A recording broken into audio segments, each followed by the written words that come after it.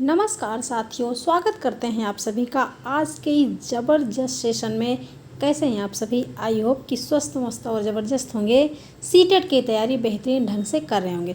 तो साथियों, आप सभी के पास बहुत ही कम समय बचा है, यानी कि एक ही हफ्ता बचा है। और अगर आप सब जिन्होंने बिल्कुल भी अभी तक नहीं पढ़ा है, तो उन सभी के लिए ऐसी वीडियो, टैग वर्ड की वीडियो, तुक्का कैसे लगाएं, ऐसा क्या करें जिससे एग्ज़ाम में पास हो जाएं, और ऐसा क्या ना करें, किस चीज़ से बचें कि जिससे एग्ज़ाम में फेल हो जाएं। तो इन सारी चीज़ों को लेकर यहाँ पर आए हैं। आई होप कि आप सभी से उम्मीद है कि आप लोग वीडियो को देखेंगे और बस आप लोग अच्छे अच्छे कमेंट्स करते रहिए, क्योंकि कमेंट ही है जिसके द्वारा हम आपसे बात करते हैं और मनोबल बढ़ता है। तो चलिए स्टार्ट करते हैं।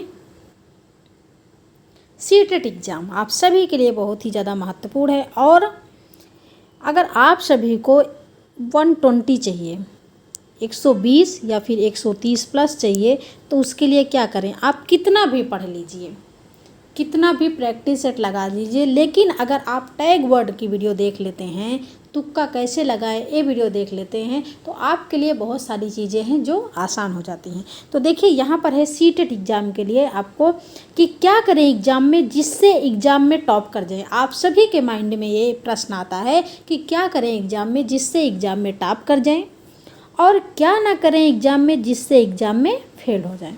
दोनों बातें हैं, एक निगेटिव दूसरी पॉजिटिव। जैसे दो बातें होती हैं कि एक निगेटिव दूसरी पॉजिटिव, वैसे आपके प्रश्न भी सीटेट में आते हैं निगेटिव और पॉजिटिव। दोनों को देखकर टैग वर्ड की वीडियो यहाँ पर लेकर आए हैं। तो देखिए, क्या करें एग्ज़ाम में जिससे एग्ज़ाम में टॉप कर जाएं, तो आपको जो ये वीडियो यहाँ पर डली है, ये सारी चीज़ों को फॉलो करना है। और क्या ना करें एग्ज़ाम में जिससे एग्ज़ाम में फेल हो जाएं, तो आपको एक साथ गोले नहीं भरने हैं। जो OMR सीट होती है, ये आप देख रहे हैं, इसमें एक साथ गोले आपको नहीं भरने। एक साथ गोले भरने से क्या होता है कि कुछ प्रश्न हैं जो आप जो है सही तो क्वेश्चन पेपर में कर देते हैं, लेकिन आंसर करते समय आप गलत कर जाते हैं। फिर वही होता है कि मैम गलत हो गया, ये तो मुझे आ रहा था फिर भी मैंने गलत गोले भर दिया। तो एक साथ गोले ना भरें। आपको गोले कैसे भरना है? पेपर को 2 राउंड में करें।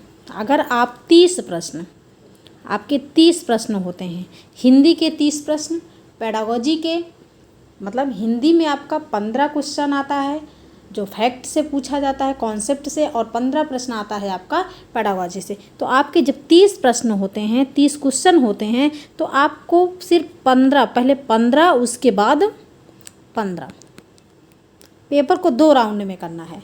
पहले 15 क्वेश्चन को आप कर लीजिए, उसके बाद तुरंत गोले फिल कर दीजिए, फिर 15 क्वेश्चन को। अगर आपको लगता है क्वेश्चन ज़्यादा हो रहे हैं, तो आप क्या करोगे, 5-5 क्वेश्चन को 5 क्वेश्चन आप कर लिए, तो उसके बाद आप गोले भर दो। उसके बाद 5 क्वेश्चन फिर कर दिए तो गोले भर दीजिए। ठीक है, तो पेपर को 2 राउंड में करना है। और तुक्का आप कैसे लगाएंगे? बात आती है अगर कि हम टैग वर्ड की वीडियो तो देख रहे हैं, लेकिन हम तुक्का कैसे लगाएंगे? जहाँ हमें बिल्कुल समझ नहीं आता कि हम क्या करें, तो वहाँ हम तुक्का कैसे लगाएंगे बताइए। तो अगर वो आपका 1, 2, 3 और 4 4 विकल्प हैं, ठीक है, 4 विकल्प हैं, तो आपको वहाँ पर देखना है कि इनमें से क्वेश्चन पॉजिटिव पूछा है कि नहीं। अगर क्वेश्चन पॉजिटिव पूछा है, तो किस में टैग वर्ड आपका प्रयोग हो रहा है, किसमें टैग वर्ड आपका निगेटिव प्रयोग हो रहा है। अगर फर्स्ट में आपका निगेटिव टैग वर्ड प्रयोग हो रहा है, तो उस विकल्प को आप काट दीजिए। ठीक है, सेकंड में आपका पॉजिटिव पूछा रहा है, थर्ड में आपका निगेटिव है, और फोर्थ में आपका निगेटिव है। तो आपको अगर पॉजिटिव वाला इसमें से कौन सा प्रमुख है, उपयुक्त है, तो आपको लेना क्या है? आपको लेना है दूसरे वाले को, जो आपको पॉजिटिव मिले, जो आपको पॉजिटिव टैग वर्ड मिले, उसी विकल्प को आपको लेना है। और निगेटिव टैग वर्ड अगर आपको मिलता है तो उसको काट देना है। ठीक है, और अगर आपको लगे कि चारों विकल्प सही लग रहे हैं, 4 विकल्प हैं और चारों विकल्प एकदम सही लग रहे हैं और पॉजिटिव लग रहे हैं, तब आप क्या करेंगे? जहाँ आपको निगेटिव और पॉजिटिव लग रहा है वहाँ तो ठीक है, लेकिन जहाँ लग रहा है कि आपको नहीं, चारों विकल्प पॉजिटिव लग रहे हैं यहाँ पर, वहाँ पर आप जो बड़ा आंसर होगा, सबसे बड़ा जो आंसर है, उसको आप टिक कर देंगे, आपका आंसर 90% सटीक होगा। तो इसलिए जो है ये चीज़ें ऐसी हैं। दूसरी बात, सीटेट एग्ज़ाम में क्या करना है आपको, बच्चा सर्वप्रथम बाद में अध्यापक, बच्चा सर्वप्रथम बाद में अध्यापक। अगर सीटेट एग्ज़ाम में आप बैठे हैं तो समझ लीजिए बच्चा भगवान है। अगर ऑप्शन में बच्चों के हित की बात की जा रही है तब तो आप उस ऑप्शन को लॉक करिएगा। अगर अनहित की बात की जा रही है कि बच्चे को मारिए, बच्चे को दंड दीजिए, इसका मतलब ऑप्शन गलत है। और बच्चा बचा लिए तो आप बच गए। जैसे अगर बच्चा देर से आता है तो आप शिक्षक होने के नाते क्या करेंगे, उसे दंड देंगे, उसके माता पिता से पूछेंगे, उसे भगा देंगे। और कार जाने की चेष्टा करेंगे तो भाई कार जाने की चेष्टा करेंगे तभी बच्चा बचेगा। और बच्चा बचा लिया तो आप बच गए, आपका 1 नंबर बच गया। क्लियर। आगे प्रश्न देखिएगा कि आपकी कक्षा में एक छात्र देर से आता है तो आप क्या करेंगे, उसके अभिभावकों को सूचित करेंगे, उसे दंड देंगे, कारण जानने की चेष्टा करेंगे, उस पर कोई ध्यान नहीं देंगे। तो आपको क्या करना है, आपको बच्चे को बचाना है। क्योंकि बात किसकी की जा रही है, बात की जा रही है कि बच्चा सर्वप्रथम बाद में अध्यापक। बच्चा तो सर्वप्रथम है, बाद में अध्यापक। और बच्चा बचा लिया तो आप बच गए। तो बचाएंगे कैसे आप, उसे दंड देंगे तो क्या बचेगा बच्चा, नहीं बचेगा। उसके अभिभावकों को सूचित करेंगे तो क्या बच्चा बचेगा, नहीं बचेगा। भाई अभिभावक को सूचित करेंगे तो हो सकता है कि जो है अभिभावक, बच्चा पहले निकल गया हो और अभिभावक को पता चले बाद में, उस पर कोई ध्यान नहीं देंगे। अगर उस पर कोई ध्यान नहीं देंगे तब भी बच्चा नहीं बचा है, लेकिन कारण जानने की चेष्टा करेंगे तब बच्चा बच गया। ठीक है, तो यहाँ पर सी ऑप्शन लॉक हो जाएगा। अभिभावक अगर कहीं दिख जाएगा, अभिभावक को सूचित करेंगे तो ये गलत निगेटिव आंसर है आपका। क्योंकि अभिभावक को सूचित कब करेंगे, जब बच्चा स्कूल नहीं आता है। ठीक है, आप खुद जाएंगे या फिर माता पिता को स्कूल में बुलाएंगे। अब यहाँ पर देखिए एक 150 नंबर का क्वेश्चन पेपर आपका आता है, जिसमें 75 नंबर आपका क्या होता है, 75 नंबर आपका होता है कॉन्सेप्ट का और 75 नंबर आपका होता है पेडागॉजी का। ठीक है, 75 नंबर कॉन्सेप्ट का होता है, 75 नंबर पेडागॉजी का होता है। लेकिन जो 75 नंबर पेडागॉजी का होता है, इसमें आपका टैग वर्ड बहुत काम करता है। अगर आप जो है इसको समझ गए तो आपके 75 नंबर कहीं नहीं गए हैं, 75 नंबर कहीं नहीं गए हैं। अगर आप टैग वर्ड को पूरी तरह 1-2 बार देखते हो और अच्छी तरह समझ गए तो इस पर पैनी नज़र होनी चाहिए। उसके आगे देखिएगा, प्रश्न देखिएगा कि एक समावेशी कक्षा में कौन सा कथन भाषा शिक्षण के सिद्धांतों के प्रतिकूल है। एक समावेशी कक्षा में कौन सा कथन है जो भाषा शिक्षण के सिद्धांतों के विरुद्ध है। प्रतिकूल का अर्थ क्या होता है, विरुद्ध है। बताइए ऐसा कौन सा भाई है जो भाषा शिक्षण के विरुद्ध है। अगर यहाँ पर पूछा गया है क्या, अगर विरुद्ध है तो निगेटिव होगा भाई। तो यहाँ पर जब निगेटिव पूछा गया है तो निगेटिव के साथ आप कौन सा टैग वर्ड यूज करेंगे, निगेटिव यूज करेंगे। अब यहाँ पर देखिए, प्रिंट समृद्ध माहौल भाषा सीखने में सहायक होता है। अगर समृद्ध माहौल हो तो भाषा सीखने में सहायक होता है, हिंदी का प्रश्न है। व्याकरण के नियम सिखाने से बच्चों का भाषा विकास शीघ्रता से होगा। बच्चे परिवेश से प्राप्त भाषा को ग्रहण करते हुए भाषा प्रयोग के नियम बना सकते हैं। भाषा परिवेश में रहकर अर्जित की जाती है। भाषा अर्जित संपत्ति है। जब भाषा अर्जित संपत्ति है, बच्चा जन्म लेने के बाद ही भाषा सीखता है। तो यहाँ पर डी ऑप्शन क्या है, पॉजिटिव है। बच्चे परिवेश से प्राप्त भाषा को ग्रहण करते हैं, बिल्कुल पॉजिटिव है। व्याकरण के नियम सिखाने से, अगर आप बच्चों को व्याकरण के नियम सिखा रहे हो तो इसका मतलब किस पर बल दे रहे हो, रटने पर बल दे रहे हो। और रटना, कंठस्थ करना, ये क्या है आपका निगेटिव होता है। और आप ऐसा माहौल बना दीजिए जिसमें आपका समृद्ध माहौल हो तो भाषा सीखने में सहायक होता है, बिल्कुल पॉजिटिव है। लेकिन आपको चाहिए कि भाषा शिक्षण सिद्धांतों के प्रतिकूल हो, आपको निगेटिव चाहिए, तो बी ऑप्शन आपका लॉक हो जाएगा। क्लियर। अब सीटेट एग्ज़ाम में कितने प्रकार के प्रश्न आते हैं, तो सीटेट एग्ज़ाम में बहुत प्रकार के प्रश्न नहीं आते, सिर्फ 2 प्रकार के प्रश्न आते हैं। एक आता है निगेटिव और दूसरा आता है पॉजिटिव। जब पॉजिटिव पूछे तो आप पॉजिटिव आंसर कीजिए, और जब निगेटिव पूछे तो निगेटिव टैग वर्ड लगाकर निगेटिव आंसर कीजिए। जैसे यहाँ पर क्या है, क्वेश्चन क्या पूछा गया है, निगेटिव पूछा गया है, तो हमने कैसे टैग वर्ड का यूज़ किया, निगेटिव टैग वर्ड का यूज़ किया, तो यहाँ पर निगेटिव है। और जब पॉजिटिव पूछा जाए तब आप क्या लगाएंगे, पॉजिटिव टैग वर्ड का प्रयोग करेंगे, जिसमें अवसर मिले, बच्चा सहयोग के द्वारा सीखे, गतिविधियों के द्वारा सीखे, बच्चों को प्रोत्साहन मिले, समावेशी शिक्षा में जो है बच्चों को भेजा जाए, तो ये क्या है, पॉजिटिव है। प्रश्न नंबर 1 और प्रश्न देखिएगा, यहाँ प्रश्न नंबर नहीं भाई, प्रश्न देखिएगा। प्रश्न लाने का सिर्फ एक उद्देश्य है कि आप लोग इस पूरी तरह समझ जाओ कि टैग वर्ड कैसे काम करता है। तो प्रश्न है कि निम्नलिखित में से क्या पाठचर्या के विकास के लिए मार्गदर्शक सिद्धांत नहीं है। क्वेश्चन कैसा नहीं पूछा गया है कि ऐसा कौन सा ऑप्शन है जो पाठ्यक्रम के विकास के लिए मार्गदर्शक सिद्धांत नहीं है। तो आप जब नहीं पूछा गया है तो आप निगेटिव लगा दीजिए, उसके आगे लगा दीजिए निगेटिव, कि हमको निगेटिव के साथ निगेटिव आंसर करना है और निगेटिव के साथ निगेटिव आंसर चाहिए। तो बताइए, विद्यालय ज्ञान को बाह्य विश्व से जोड़ना, विद्यालय ज्ञान को बाहरी जीवन से जोड़ना, क्या ये सही है? बच्चों की बात की जा रही है, बच्चों के हित की बात की जा रही है कि बच्चों को विद्यालय ज्ञान से बाहरी जीवन से जोड़िए, ठीक है, पॉजिटिव है। सुनिश्चित करना कि अधिगम रटंत विधियों से परे हो, यह सुनिश्चित करना चाहिए कि बच्चा जो सीखे वो रटने पर ना बल दिया जा रहा हो, रटने से संबंधित ना हो, बिल्कुल ठीक है। परीक्षा को आसान बनाना, पाठचर्या को समृद्ध करना ताकि यह पाठ्य पुस्तकों तक सीमित ना रहे, ऐसा वातावरण बनाना जिससे बच्चा सिर्फ पाठ्य पुस्तकों तक सीमित ना रहे, कुछ बाहर से भी सीखे, तो डी क्या है, ये भी पॉजिटिव है। लेकिन परीक्षा को आसान बनाना, क्या परीक्षा को आप आसान बना सकते हैं? जब पूछा जाए परीक्षा को आसान बनाना, हिंदी बहुत कठिन है, व्याकरण बहुत सरल है, तो जब सरल आसान कठिन की बातें आती है तब समझ लीजिए ये क्या हो गया, निगेटिव हो गया, आपका सी ऑप्शन लॉक हो जाएगा।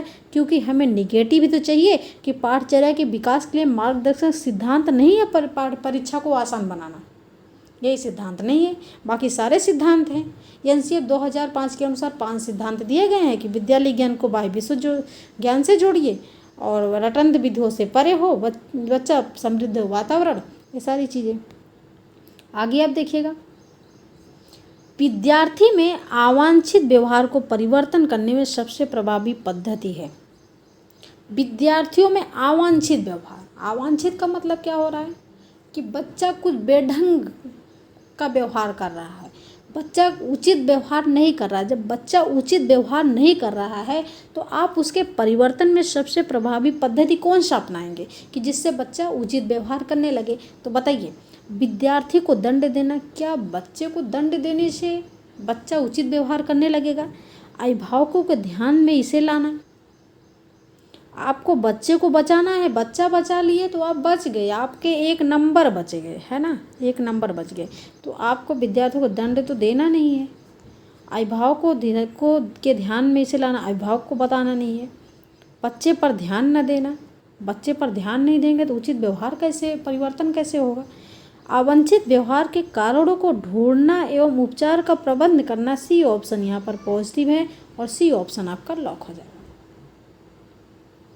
जी बिल्कुल, अगर आप लोग कमेंट करते हैं तो इससे हमारा मनोबल बढ़ता है।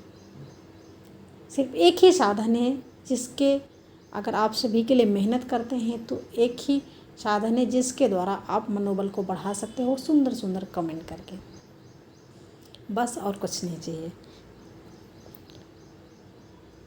और यहाँ पर देखिए, बड़ा आंसर और सटीक आंसर, जहाँ आपको लगे कि ए भी पॉजिटिव है, बी भी पॉजिटिव है, सी भी पॉजिटिव है और डी भी पॉजिटिव है, तब आप क्या करेंगे भाई? जहाँ आपको लग रहा है कि कोई टैग वर्ड ही नहीं है यहाँ पर, ना तो निगेटिव है ना तो पॉजिटिव है, वहाँ क्या करेंगे आप?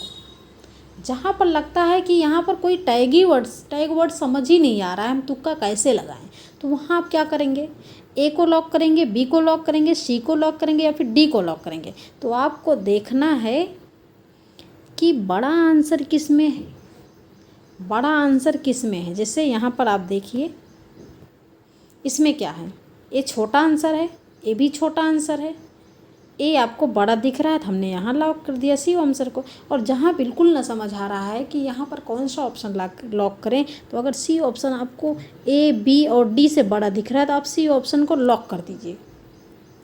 90% सटीक विश्लेषण आपका निकल के सामने आ जाएगा, 90% आपका आंसर सही होगा, जहाँ टाइग वर्ड आपके समझ में नहीं आ रहा है। ठीक है, तो बड़ा आंसर, सटीक आंसर, बड़े आंसर को आपको लॉक करना है, बड़े आंसर को आपको लगाना है। जैसे यहाँ पर आप देखिए, निम्नलिखित में से कौन सा विकल्प कक्षा 1 से, यहाँ पर होना चाहिए 1 से 5 तक, 1 से 5 तक, निम्नलिखित में से कौन सा विकल्प कक्षा 1 से 5 तक ईवीएस पढ़ाने का एक मुख्य उद्देश्य है। क्वेश्चन कैसा है, पॉजिटिव पूछा है, हम आंसर क्या लॉक करेंगे, पॉजिटिव लॉक करेंगे। अब बताइए, स्वतंत्र रूप से व्यवहारिक क्रियाकलापों को करने के लिए कौशल प्राप्त करना, विद्यार्थियों को मिडिल स्तर पर विज्ञान पढ़ने के लिए तैयार करना, विषय की मूल अवधारणाओं की गहन समझ विकसित करना, शिक्षार्थियों को कक्षा के अधिगम को स्कूल के बाहर के जीवन से जोड़ना। अब यहाँ पर देखिए भाई, हमको तो सब लग रहा है पॉजिटिव है, हमको यहाँ पर क्या लग रहा है, क्वेश्चन लग रहा है कि पॉजिटिव है, क्योंकि यहाँ पर पूछा गया कक्षा 1 से 5 तक के ईवीएस पढ़ाने का प्रमुख उद्देश्य। तो कक्षा 1 से 5 तक में व्यवहारिक क्रियाकलापों को करने का कौशल प्राप्त करना, आप प्राप्त करा दीजिए कौशल बच्चों को। मिडिल स्तर पर विज्ञान पढ़ने के लिए तैयार करना, विषय की मूल अवधारणाओं की गहन समझ विकसित करना बच्चों में, और विद्यार्थियों को कक्षा के अधिगम को स्कूल के बाहर के जीवन से जोड़ने में मदद करना। अब यहाँ पर जब हमको चारों ऑप्शन पॉजिटिव लग रहे हैं, बताइए, जब यहाँ पर हमका ए बी सी डी चारों ऑप्शन पॉजिटिव लग रहे हैं, तब हम क्या लॉक करेंगे, तब हम लॉक करेंगे बड़ा आंसर। क्या लॉक करेंगे, बड़ा आंसर। बड़ा आंसर यहाँ दिख रहा है, हमें पढ़ने नहीं ऑप्शन, हम डी ऑप्शन को लॉक कर देंगे, क्योंकि हमें बड़ा आंसर यही दिख रहा है कि शिक्षार्थियों को कक्षा के अधिगम को स्कूल के बाहर के जीवन से जोड़ने में मदद करना कक्षा 1 से 5 तक के ईवीएस के लिए मुख्य उद्देश्य है। क्योंकि बच्चा क्या है, बच्चा बहुत छोटा है, तो हमें डी ऑप्शन हम लॉक कर दिए आपका। आप इसको आंसर चेक कर लीजिए, आपका आंसर बिल्कुल सही है। अब टैग वर्ड आपका, अब टैग वर्ड, अब जाके आप टैग वर्ड पे पहुँचे जो आपका 100% सटीक है। टैग वर्ड आपकी बहुत ही ज़्यादा हेल्प करती है। टैग वर्ड आप कितना भी प्रैक्टिस सेट लगा ले, लेकिन अगर आप टैग वर्ड की वीडियो एक बार देख लेते हैं, उसके बाद अगर आप प्रैक्टिस सेट लगाते हैं तो आप मोटिवेट भी होंगे और अच्छा नंबर स्कोर भी करेंगे। तो यहाँ पर देखिए टैग वर्ड कैसे काम करता है।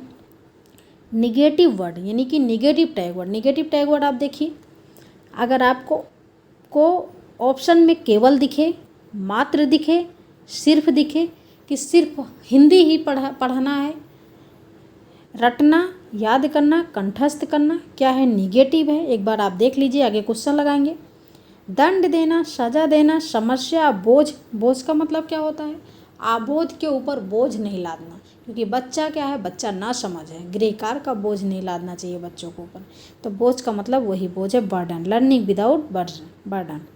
हतोत्साहित नहीं करना बच्चों को, अगर कक्षा में बच्चा बार बार प्रश्न कर रहा है तो आप उसको डांट के बैठाना नहीं है, जिससे बच्चा हतोत्साहित हो जाएगा। पुस्तक केंद्रित, शिक्षक केंद्रित, शिक्षा कैसी होनी चाहिए, बाल केंद्रित होनी चाहिए, पुस्तक केंद्रित होनी चाहिए, शिक्षक केंद्रित होनी चाहिए, फिर जो है इसमें से कोई भी होनी चाहिए। तो बाल जो शिक्षा होनी चाहिए वो हमारी बाल केंद्रित होनी चाहिए। लेकिन जो पुस्तक केंद्रित, शिक्षक केंद्रित, क्या आपका निगेटिव है। बच्चे खाली स्लेट होते हैं, अगर खाली स्लेट आ जाए तब भी निगेटिव है। भाई बच्चे खाली स्लेट नहीं होते, वो अगर विद्यालय में एंट्री लेते हैं तो अपनी मातृभाषा लेकर आते हैं। लैंगिक असमानता की बात की जाए कि लड़कियों की तुलना में लड़के अधिक बुद्धिमान होते हैं, अगर लैंगिक असमानता आती है तब आपका निगेटिव जो है टैग वर्ड काम करेगा। त्रुटियों पर महत्व न देगा, अगर बच्चे त्रुटि कर रहे हैं तो अगर ऑप्शन में आ जाए कि त्रुटियों पर महत्व न देना तो आपका निगेटिव है, क्योंकि आपको त्रुटियों पर ध्यान देना है, क्योंकि त्रुटियाँ जो है अधिगम का हिस्सा है, सीखेगा वही जो त्रुटियां करेगा। तो एक बार आप अच्छे से देख लीजिए, आगे और लगाएंगे। अब यहाँ पर देखिए positive tag word, positive tag word में क्या आता है, अगर क्वेश्चन निगेटिव है तो इतना टैग वर्ड आपका काम करेगा, अगर क्वेश्चन पॉजिटिव है तो ये सारे टैग वर्ड काम करेंगे। सर्वांगीण विकास, बच्चों का सर्वांगीण विकास करिए, पॉजिटिव है। करके सीखना, हस्तपरक अनुभव, पॉजिटिव है। बच्चे की भाषा का सम्मान करना, उसकी बॉडी का सम्मान करना, पॉजिटिव है। लगाव, पॉजिटिव है। बच्चों को प्रोत्साहन देना, पॉजिटिव है। बच्चा जिज्ञासा है, जिज्ञासा क्या है शब्द, पॉजिटिव है भाई।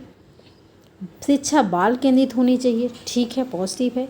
व्यवहारिक कुशलता, वास्तविक दैनिक जीवन से जोड़ना, ना कि पाठ्य पुस्तक में ही घुसे रहें।